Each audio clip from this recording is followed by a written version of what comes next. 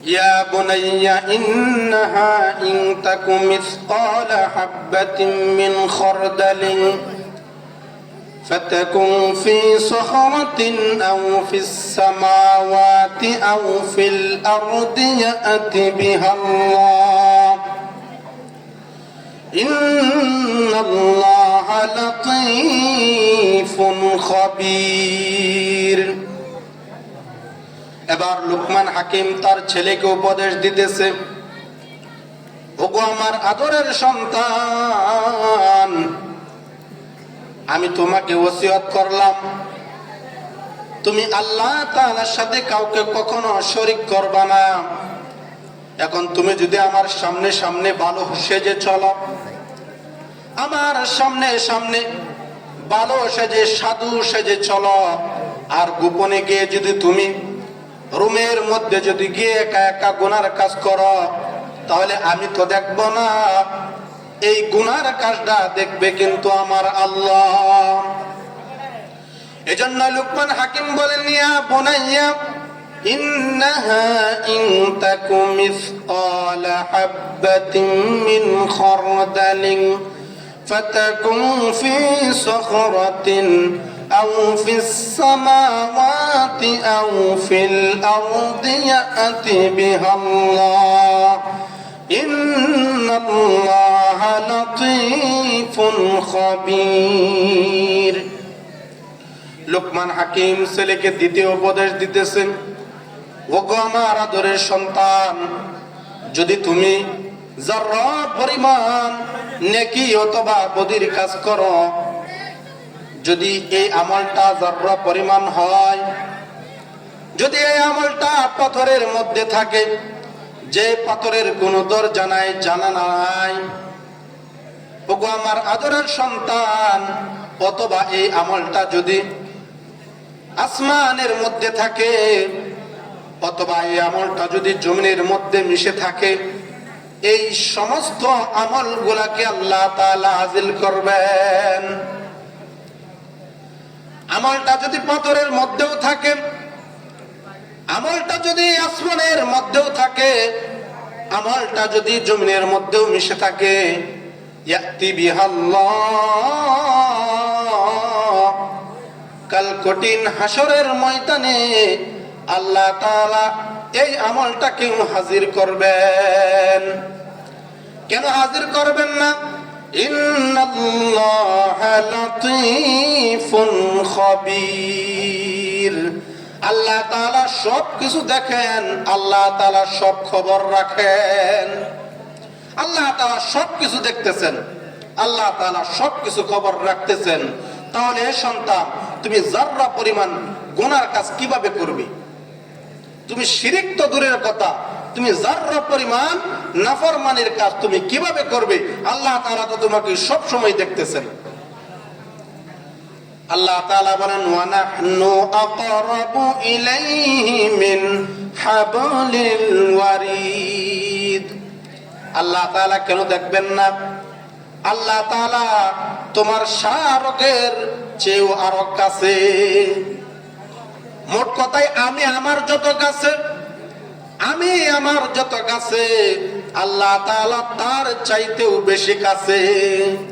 আল্লাহ তাআলা আমার সবচেয়ে কাছে, আমার গাড়ির যে রগটা আছে রগের চেয়েও কাছে। তাহলে আল্লাহ তাআলা কেন এগুলো দেখবেন না? আর আল্লাহ তাআলা যেহেতু সবকিছু দেখতেছেন, তাহলে তুমি কিভাবে গুনার কাজ করবে? আল্লাহ তাআলা সবকিছু জানতেছেন, তাহলে তুমি কিভাবে শিরিক করবে? লুকমানের 2 নম্বর উপদেশ, গুনার কাজ করো না, গোপনে তুমি গুনার কাজ করো না। লুকমানের 3 নম্বর উপদেশ, ইয়া বুনাইয়া আকিমিস সালাম ওয়া আমুর বিল মা'রুফি ওয়ানহা আনিল মুনকার ওয়াসবির আলা মা আসাবাক ইন্না যালিকা মিন আজমিল উমুর। এবার লুকমান হাকিম তার ছেলেকে 3 নম্বর উপদেশ দিতেছেন, ইয়া বুনাইয়া আকিমিস সালাত, হে আমার আদরের সন্তান, তুমি নামাজ প্রতিষ্ঠা করো। 3 নাম্বার উপদেশ হলো নামাজ কায়েম করো।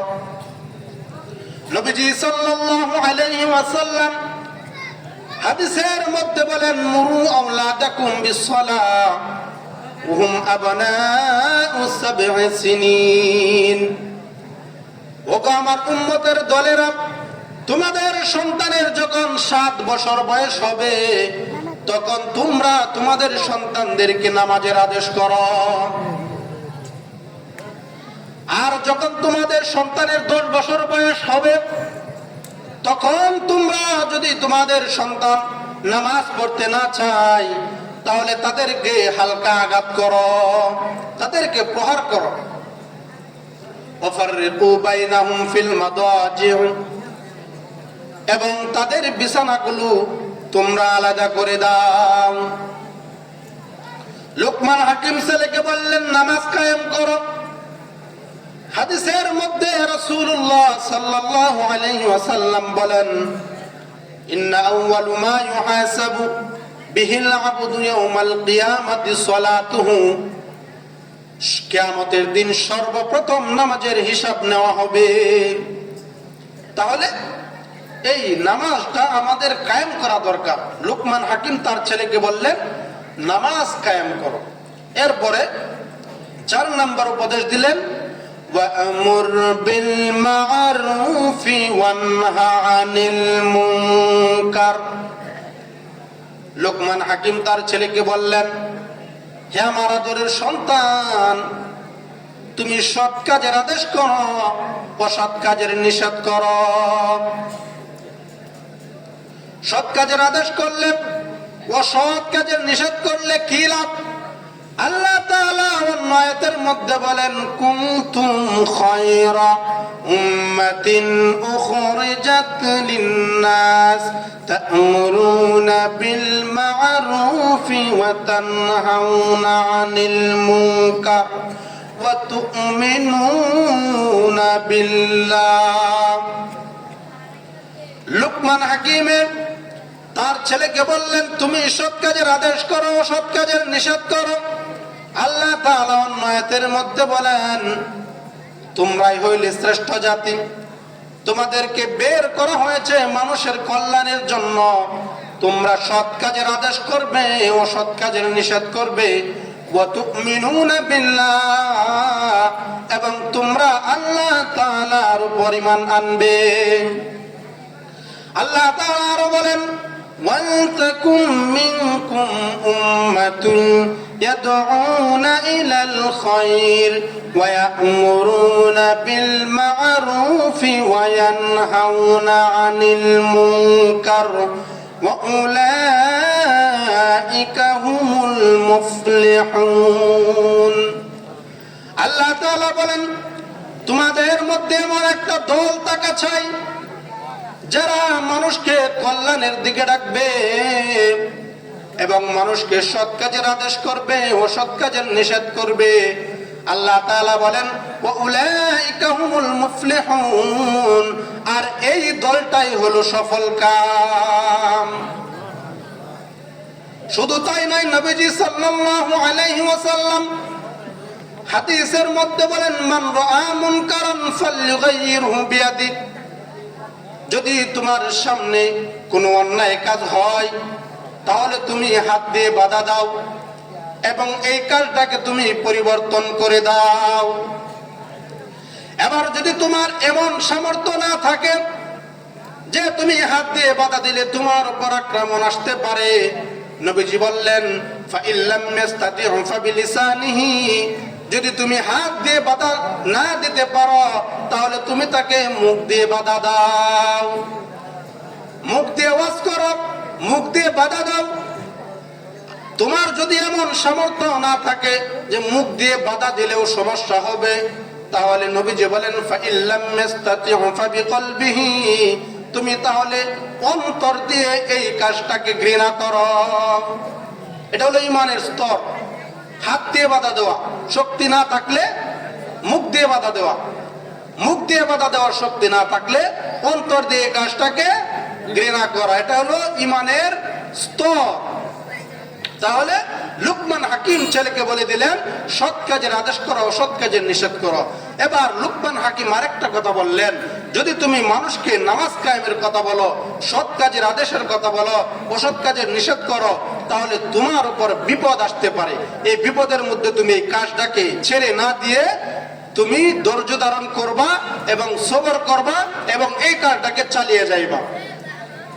লুকমান হাকিম বলেন, ইয়া বুনাইয়া আকিমিস সালাতা ওয়া'মুর বিল মা'রুফ ওয়ানহা আনিল মুনকারি ওয়াসবির আলা মা আসাবাক ইন্না যালিকা মিন আযমিল উমুর। লুকমান হাকিম ছেলেকে বলে দিলেন, ওগো আমার আদরের সন্তান, যদি তুমি মানুষকে নামাজ কায়েমের কথা বলো, যদি মানুষকে সৎ কাজের আদেশ করো, সৎ কাজের নিষেধ করো, তাহলে অবশ্যই অবশ্যই তোমার উপর বিপদ চলে আসবে। এই বিপদের মধ্যে তুমি এই কাজটাকে ফেলে না দিয়ে অবশ্যই অবশ্যই এই কাজটাকে তুমি আঁকড়িয়ে ধরবে এবং তুমি ধৈর্য ধারণ করবে। তাহলে 5 নম্বর উপদেশ হলো ধৈর্য ধারণ করো। লুকমান হাকিম 6 নম্বর উপদেশ দিলেন তার সন্তানকে, ওয়ালা তুসাইর খাদ্দাকা লিন-নাসি ওয়ালা তামশি ফিল আরদি মারহা ইন্নাল্লাহা লা ইউহিব্বু কুল্লা মুখতালিন ফাখুর। লুকমান হাকিম ছেলেকে বলে দিলেন, হে আমার সন্তান, তুমি মানুষের সাথে গাল ফুলিয়ে কথা বলবা না, অর্থাৎ মানুষের সাথে অহংকার করবা না। লুকমান হাকিম ছেলেকে বলে দিলেন অহংকার করবা না, কারণ অহংকারের কারণে ইবলিস সে বিতাড়িত হয়েছে। শুধু তাই নাই, নবীজি সাল্লাল্লাহু আলাইহি ওয়াসাল্লাম হাদিসের মধ্যে বলেন, আল কিবরিয়া উরিদাই ওয়াল আযমাতু ইজারি। অহংকার হলো আমার চাদর, আর আমার সম্মান হলো, আজমত হলো আমার লুঙ্গি। যে ব্যক্তি আমার এই চাদর অথবা লুঙ্গি অর্থাৎ অহংকার এবং সম্মান নিয়ে যে টানাটানি করবে, আল্লাহ তাআলা বলেন আমি তাকে জাহান্নামে নিক্ষেপ করব। তাহলে অহংকার করলে জাহান্নামে যেতে হবে। রাসূলুল্লাহ সাল্লাল্লাহু আলাইহি ওয়াসাল্লাম আরো বলেন, লা ইয়াদখুলুল জান্নাতা মান কানা ফি কলবিহি মিসকালা যাররাতিন মিন কিবরিন।